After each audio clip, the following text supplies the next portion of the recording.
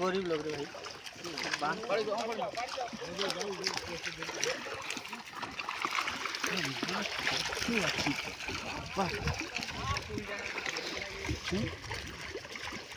আচ্ছা মাছ তো জানি পারবে ব্যাপার কি